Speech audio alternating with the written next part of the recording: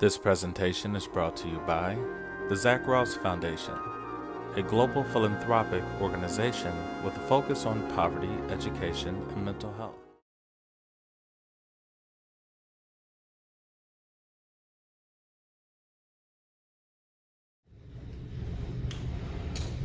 All right, we're going to continue on with social psychology.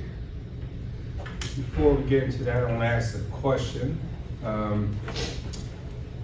All right, random person walks up to you today at some point in time,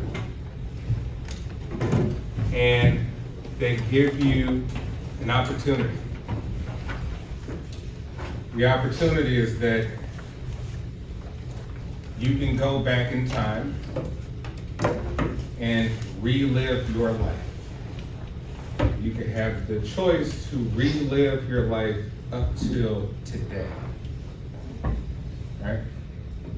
Who here would not choose to relive their life? Who would not choose it? Why is that? Would I have a memory of like what I did? Or like will it just be a fresh start? You get a fresh start. You could go back and relive your life up till today. Why?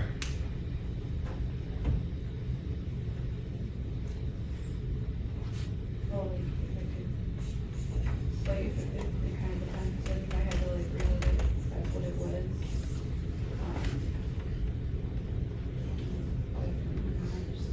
I'm literally trying to figure out if I could change it, I'm sure. Yeah, you have the ability to change it. You could. So you're saying you would choose to relive if you could change it. Okay. Who here will do the same thing? Will be like, man, I don't like the way things turned out. If I could go back and change so that I'd be in a different spot today, I would do that. Anybody? You would? Okay. Why? I feel like there's certain things that could have done differently that would have made a better impact than we're at right now. Better impact?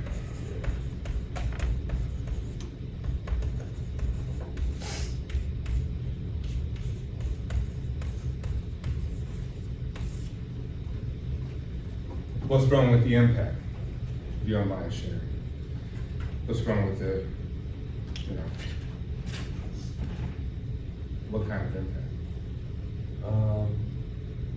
Like you could have been at a different spot. Does that make sense? Environment, location, something like that? Yeah. Okay, so location, environment. Who else? You say you would relive it? Yeah, Yes. why? I feel like there's certain parts in the past I could have like acted differently and it would have affected like my happiness more or like other people's happiness as well. Like I could have benefited better if other people I like could have benefited better.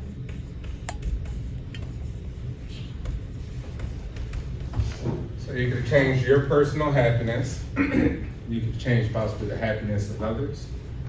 Okay, anybody else? Who would change? Who would not change? Anybody? I don't care to change. Why? I don't think I would because all of the, like, even though some of the incidents in my past were really bad or they impacted my life in a negative way, I don't think I would change it because it kind of led me to where I am now and what degree I'm going into.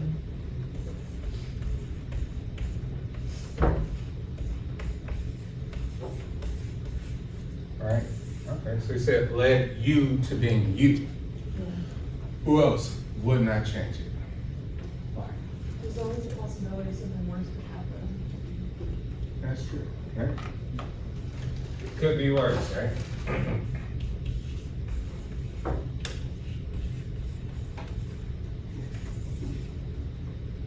Yes. I feel like, if I had gone back and changed it, I don't think anything would have changed, just because of like all the predispositions to like what led to the issue.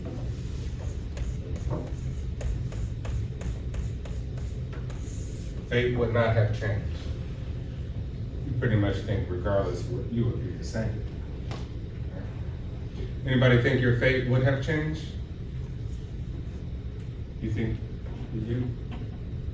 You said you think fate would have changed or no?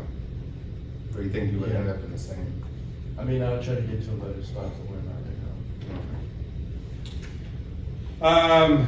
On a personal level, I think many years ago, I'd be like, heck yeah, I would go change 90% of things, right? But then I realized, like, change them according to what? Am I gonna go back, look back in hindsight, right? Because we all have hindsight bias. Look back in hindsight with the mind that I have now, the mind frame I have now, and be like, oh, if I knew what I know now, I'd go back, I'd rearrange everything.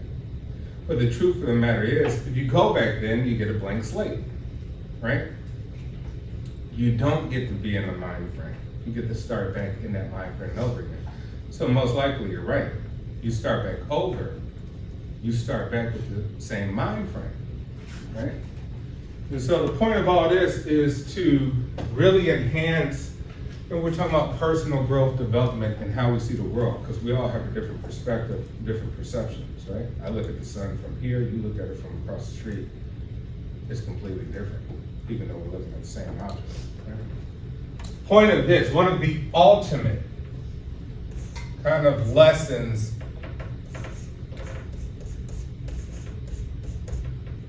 that could possibly taught in psychology is that. Now think of this, you may have anxiety, depression, you're sad about something, right? You're sad about all the stuff that happened. We all are, because we're human, right? We wish we could change things, we wish things could be different. If only this happened, if only another opportunity presented itself.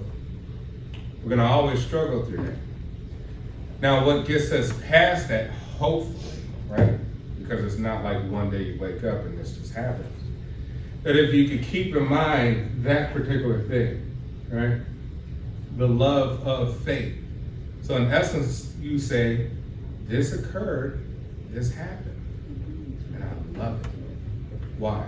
Because it made me who I am today, right? So it's a different, changing the way you think and perceive something will ultimately change the way you see tomorrow and today.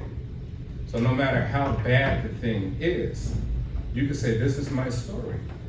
And we all have a story, no matter how bad or difficult the trauma, the situations. That if we say, we died yesterday, in essence, we did die. Because guess what? You went to sleep. And now here you are again, you woke up.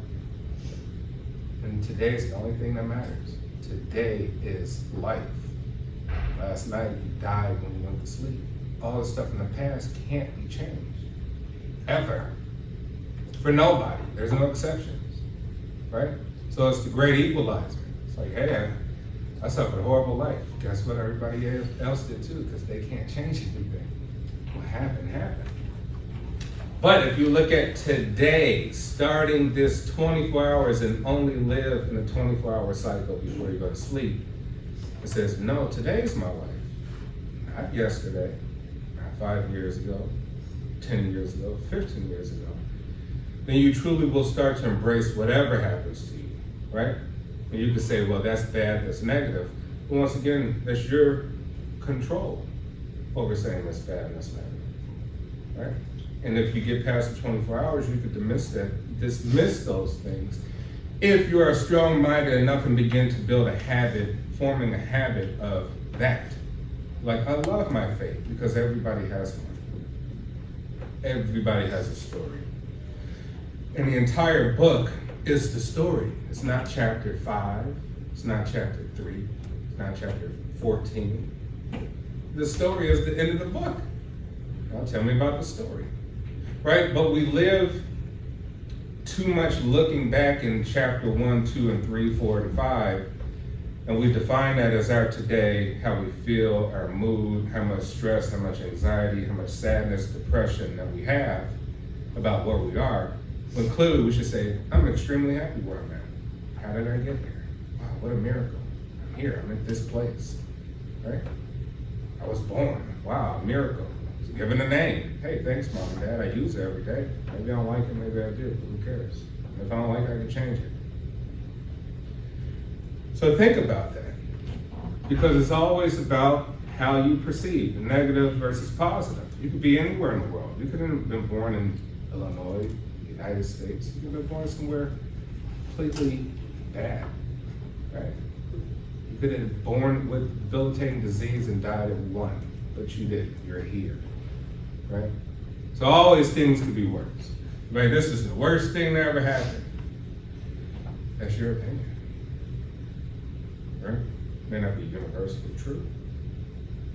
So this is how the point of this is not to let all these distractions in life destroy us, because they're meant to destroy people.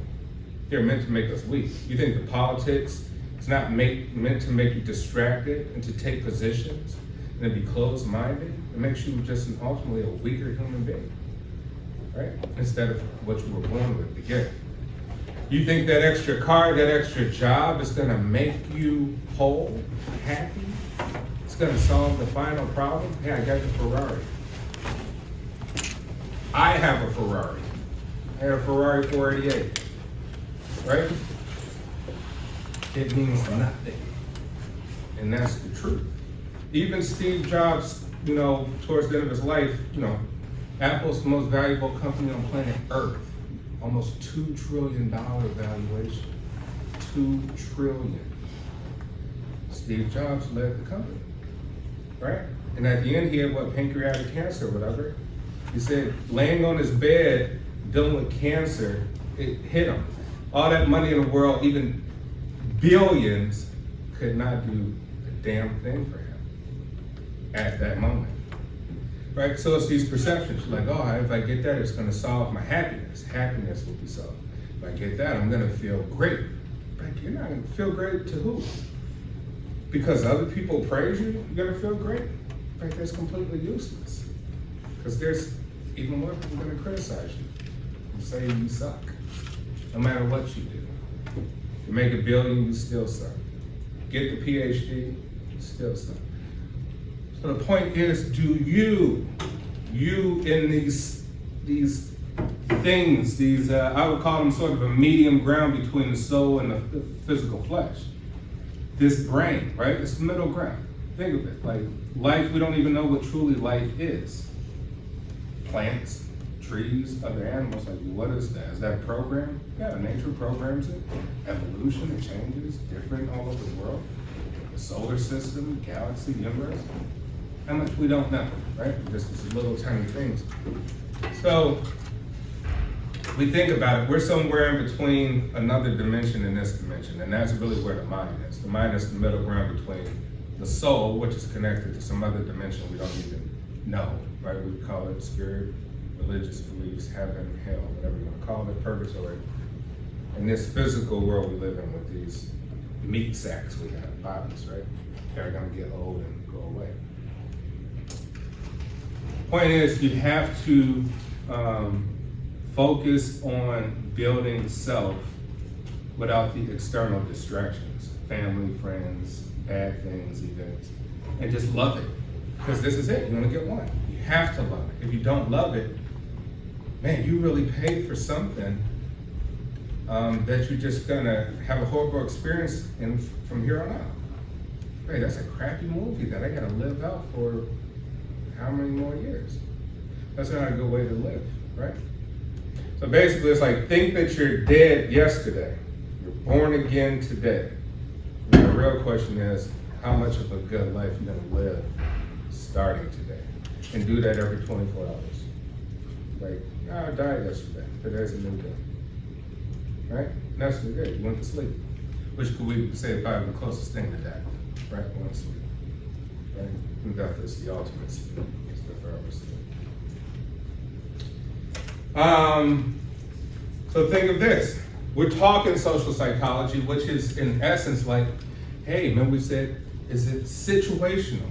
Why did the kid carjack at 13? I really hate that there's so many carjackers. right? Like, I'm afraid of that. I'm scared. This is Chicago, all the crime, yada, yada, yada, yada. But then the question is, hey, lock them up. Lock them up 20 years, treat them as an adult, right? That could be a good argument. It's just an argument, right? And this is psychology. Psychology is nothing but arguments. Or you say, hey, what happened? So some people are gonna take the route of, I don't care what happened. Some people say, hey, what happened? What happened to that kid? Right? If put in a different environment, will he not be that kid? The answer probably is yes. Which means that situations define us? Like, hey, this situation defines me, it changed my mood and attitude versus who I truly am. Maybe I'm actually a good kid. But these situations, the people I'm with, the environment, the poverty, et cetera, the lack of education, whatever. Or we just like, no, it's innate behavior, they're gonna do it regardless, right? So think of that. We have to think in kind of multiple ways. Life is complicated. There are no real universal truths. Don't let people fool that to you. Everything needs a lot of thought, right? You can't be neurotic and obsessed over everything, but not everything has a universal truth, right? Because everything's kind of subjective to your own experience. Right? It's like kind of like your eyes are cameras and you're just recording experiences, and everybody's recording things. So this is social psychology. For the people who say, hey, go back and relive and change, you want better impact, happiness, benefits. And you just, maybe in essence, just saying, man, I just wish different situations. So you're saying like, hey, in different situations, I may would have acted differently and it led me to different results. But we're like, hey, that is wishful thinking, right? We all wish we were millionaires and didn't have to go to school, it's a waste of time. But you say, no, okay, in existence and reality, that was my fate, just like it's everybody else's fate, because it happened, right? And so maybe the situation wouldn't have changed nothing at all, right? So it's like you can't think like that because that imprisons the mind. That leads you literally to be a mental slave. Think about it, you end up being a slave to your mind. I can't escape my anxiety. How come? Oh, you're a slave. And we probably all are in some way. I have anxiety all the time. You be a slave to your own mind. I can't escape these impulses and desires to want to be that. I think that's great. I want to be that. But would I bring you happiness? Yeah. You don't know if that's true. But you do know it's like you have you today. Who are you today and how happy you are about you today, right? That should be the focus. Maybe you move the needle a little more each day, but not keep that ideal self as some sort of goal to happiness, because that's not how it works. Right? Although you should have goals, but just inch towards it. All right, and then some people say lead you to be you, right? Okay, that's that love of faith. And it could be worse, that's true, it could be worse. Who knows? But it probably couldn't have been worse neither. Probably still be the same too. Because all that stuff happened with the best information you had at that time, just like right now.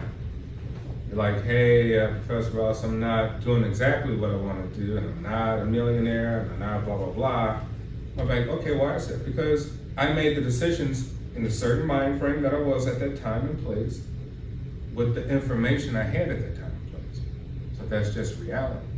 So we can't look at other people like, why are they successful and why are they happy? Well, they got different information and they got different mind frames, right? They got totally different mind frames, different information, and it doesn't matter what they have because I can't live in another person's body to truly understand what that is. So yes, the ultimate, one of the ultimate is love of fate. No matter what happens today or tomorrow, love it. And enjoy the look at the positive in everything. It's the sun out, it's a nice weather for you to walk, you're still gonna get something to eat today, you still got people to talk to, you still got people who care about you and love you. Those are great things. And if you don't appreciate them, then you end up being very ungrateful for your life itself. You know, you're just ungrateful for life. You just hate life. And that's just a miserable existence. You know, like I'm saying, it's like paying for something, a bad movie that you're gonna watch forever. It's just a raw deal. All right, before we jump in, let me see if we get, we talked about attribution theory, right? Behavior of others explained by crediting either the situation or the person's disposition. Disposition, it means like the innate quality of a person, right? As opposed to situation. And then the fundamental attribution error, right? As observers, when analyzing other people's behavior, they underestimate the impact of situation and overestimate the impact of personal disposition, right? So we can we can underestimate the impact of carjacking for a 12-year-old. Not talking adults, right? I'm talking like 12-year-olds, 11-year-olds, 10-year-olds committing crimes. Right? We can underestimate the impact of the situations that got them there because we speak from our own platform. Right? I didn't do it. Nothing. I went to school. Right? Maybe probably have better opportunities, which is the truth. Right? And we'll call them excuses, but it's still something that's truthful and needs to be argued because life is full of arguments. And overestimate the impact of personal disposition. Right? The innate behavior, culture, behavior, exceptions, we talked about this. All right, here's a question they give, dispositional versus situational attribution. Should the 2015 slaughter of 9 African Americans attending a church Bible study in Charleston, South Carolina, be attributed to the shooter's disposition? Anybody remember that event?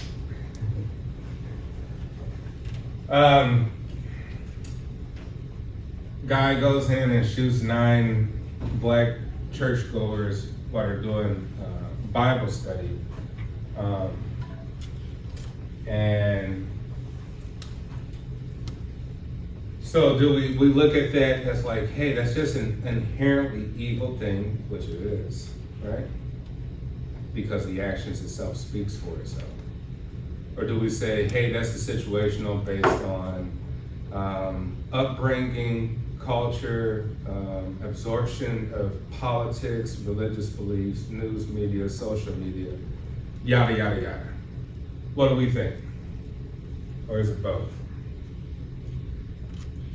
We think those actions that they are attributed to that person is everything that comprise a person situationally, or just like, no, some people are just innately evil. The disposition is just very hateful. Yes? No one is born evil. Hmm? No one is born evil. Mm-hmm. They definitely have a disposition or situational placement that like can lead to that. Like, there's a lot of like awareness now. Like Sandy Hook promised something like 80 text messages a day, saying like giving these surveys like how can we change like education so that someone won't become the next school shooter or something like that. It's like it's pretty situational depending on their background, what's happened to them, but like it's definitely something we shouldn't do. It's a very evil thing to do, but Yeah. What do we think? Anybody think it's both, or is it situational or dispositional? Right? It's probably both. Right? As observers, we're not affected as much, right? We're not the family of those people. So obviously, perspective counts. Those people probably don't want to hear any of that, right? You probably say this is just evil, took away mother, father, brother, sister. And then others who be like, well, we need to get mental health. It's a big crisis, right? We need to provide better opportunities for people. We need to expose people to different sorts of people and different thoughts, to not be hateful, right? So it's probably just a combination of both. But think of that, if someone, let's say someone hates someone for, we could use like Nazis, right? Someone hates a particular ethnic group, right?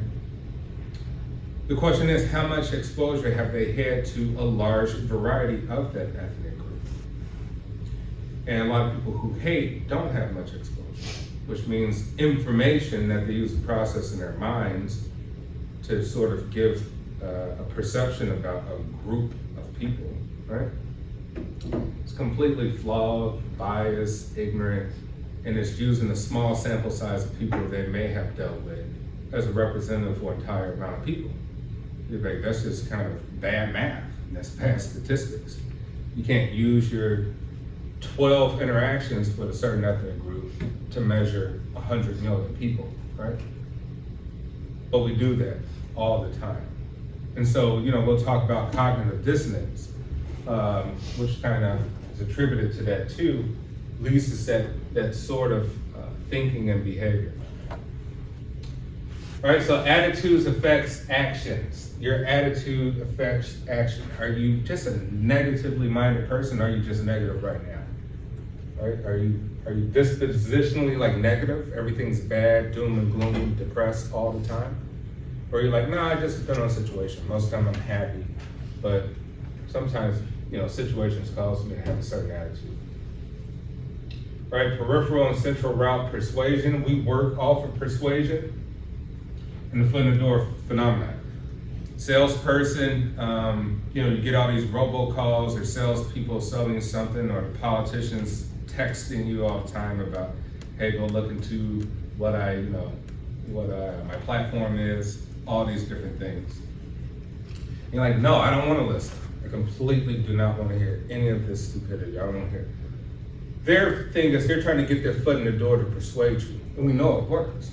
Which means that if you're able to listen, or you're able to see the ad just for 10 seconds, you might watch more of the ads, right? If you don't click immediately. So if you shut it down immediately, you're like out of sight, out of mind. If you listen, there's an opportunity to persuade you. And marketers know this, social media knows this, politicians know this, right? So the foot in the door is like creating a snapshot.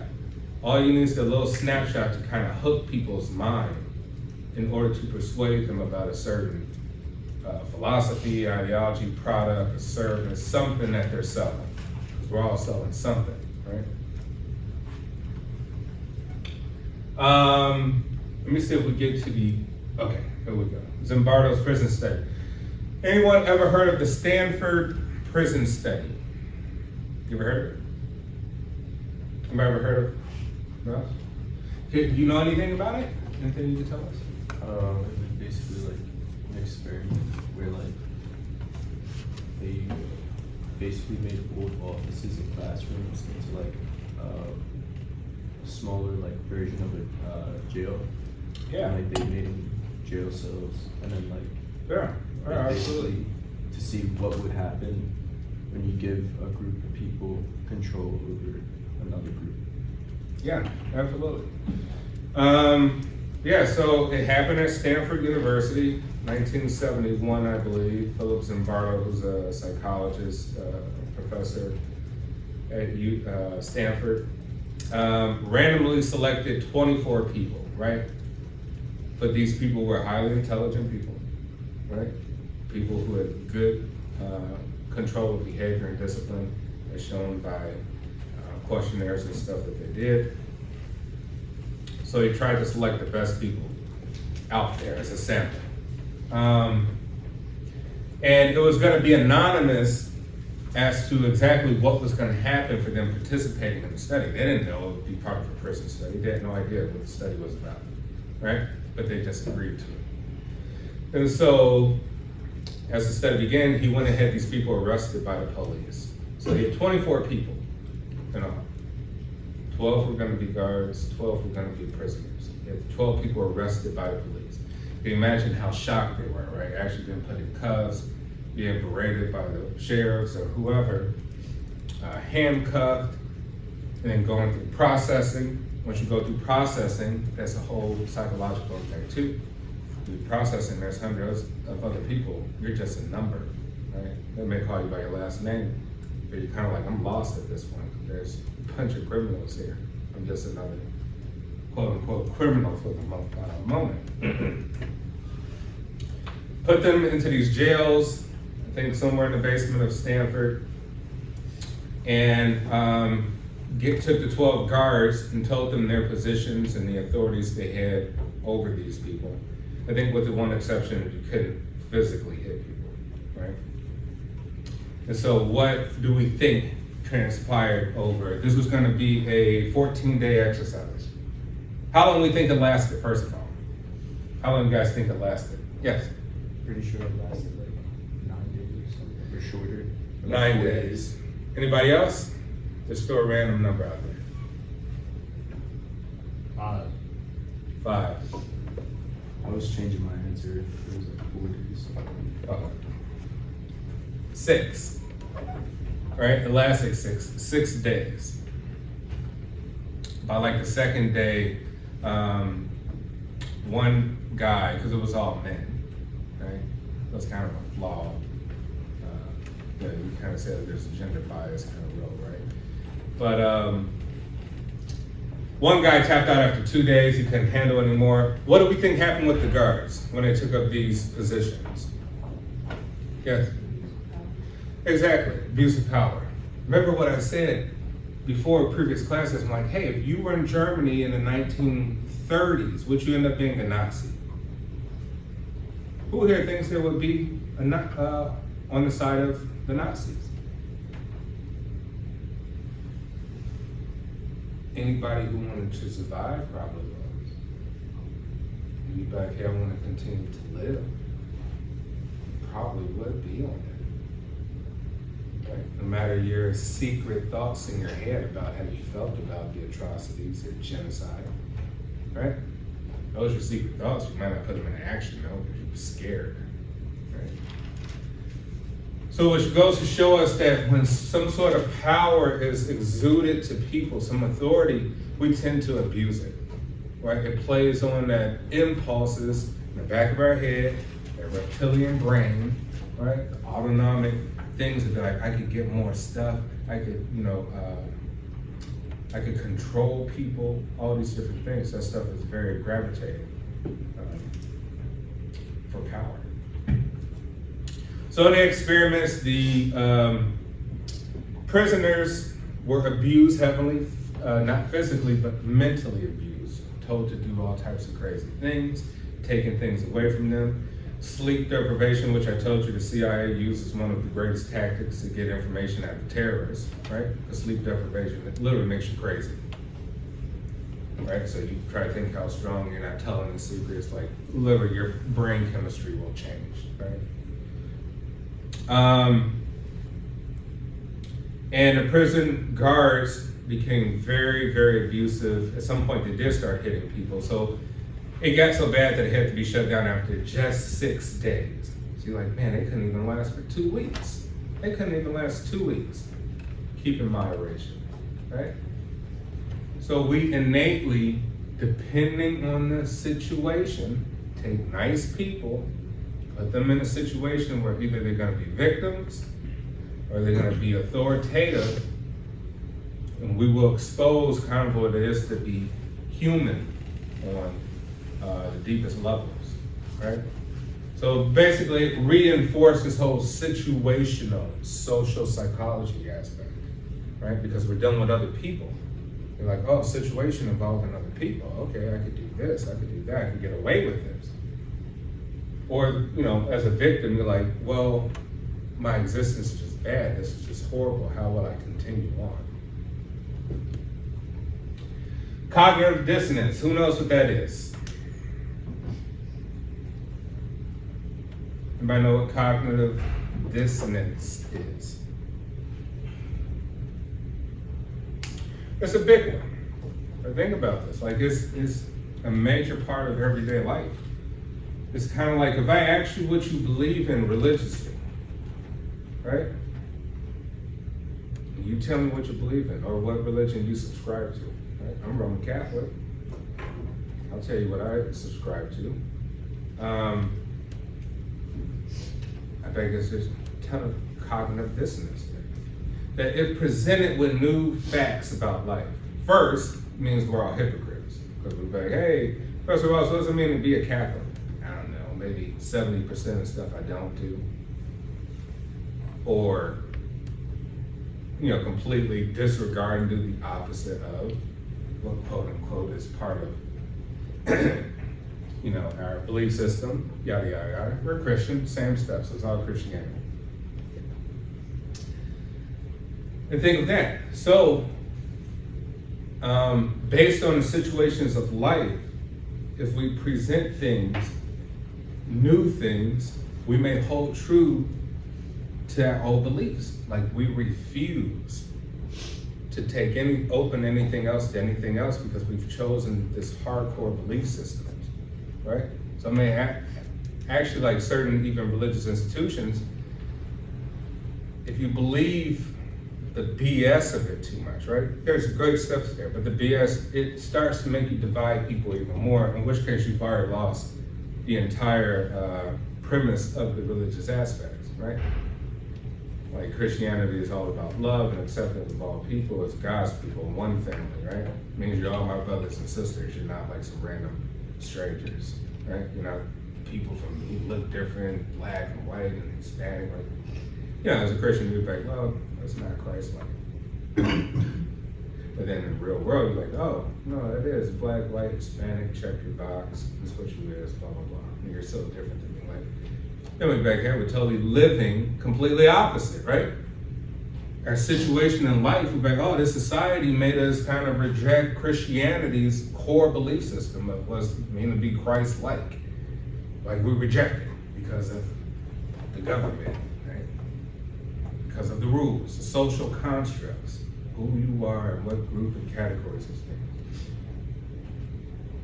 But in essence, cognitive dissonance theory is presented with new facts and not truly even accepting new facts because you were too tied in almost to the beliefs of anything, and it doesn't have to be religious, right?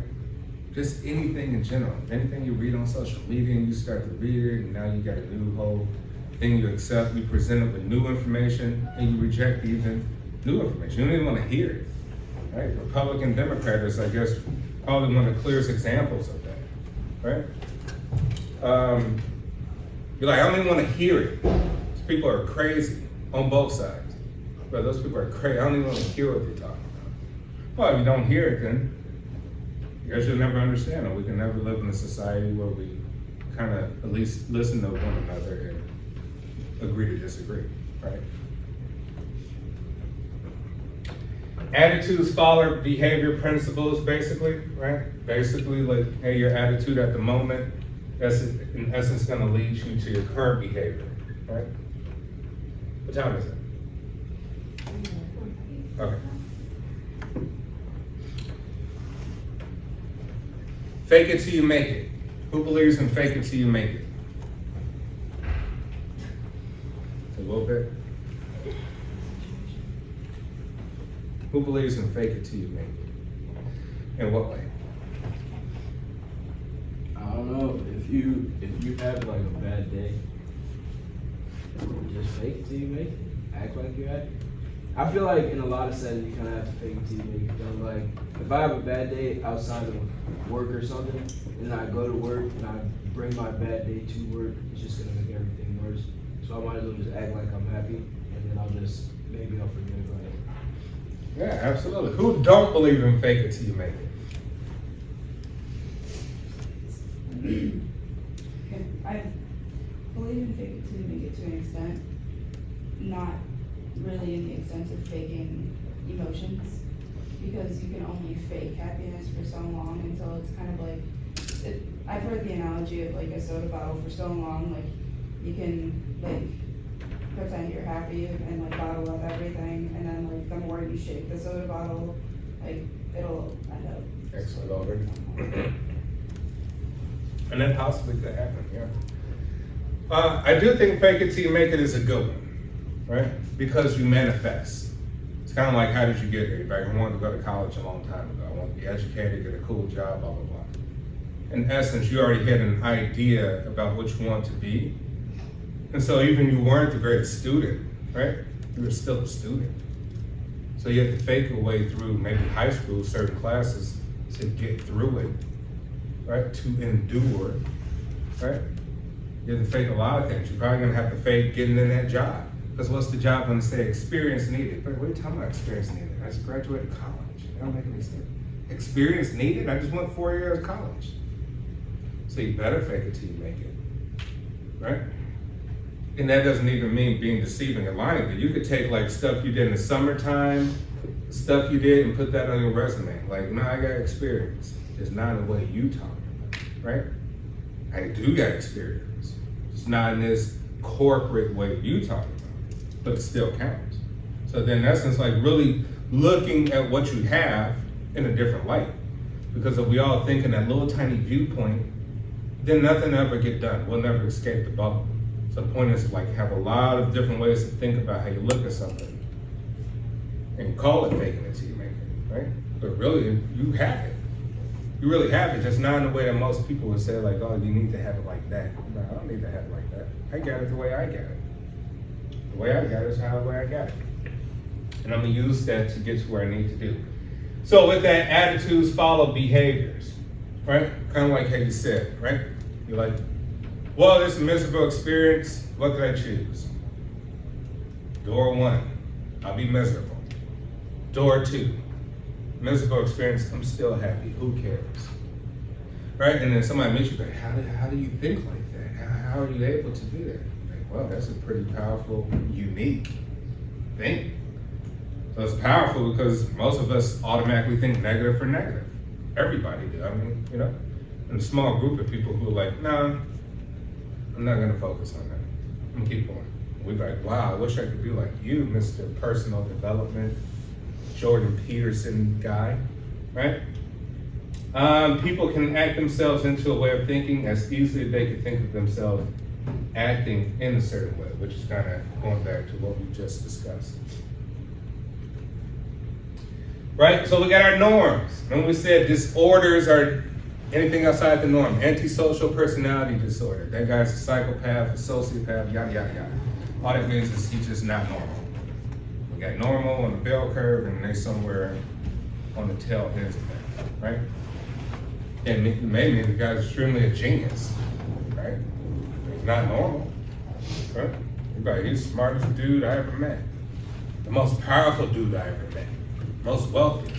Maybe not gonna be completely normal at all. Gonna be a psychopath, sociopath.